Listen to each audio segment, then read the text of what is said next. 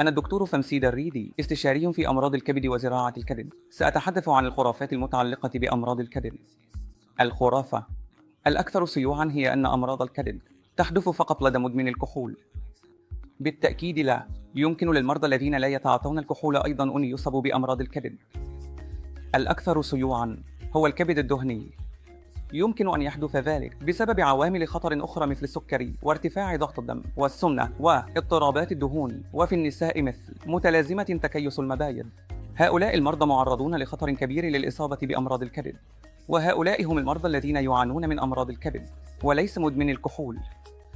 الخرافة الثانية هي أن المرضى الذين يتناولون الكحول هل يحدث ذلك فقط لدى من يشربون الكحول بكثرة؟ هذا أيضا غير صحيح.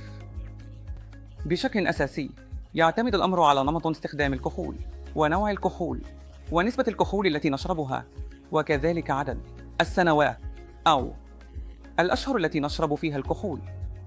الخرافة الثالثة هي أنه يمكن أن يحدث فقط لدى الأفراد الأكبر سناً.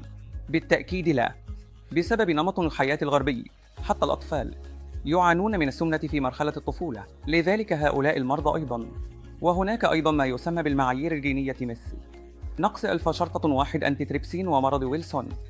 هؤلاء المرضى أيضاً معرضون للإصابة بأمراض الكبد. الخرافة الرابعة هي أن أمراض الكبد دائماً ما تكون قاتلة. لا، بالتأكيد لا. إذا تم التشخيص مبكراً وإذا تمكنا من تغيير مسار المرض الطبيعي فيمكن بالتأكيد للمرضى البقاء لفترة أطول حتى لو تطورت لديهم أمراض كبد متقدمة.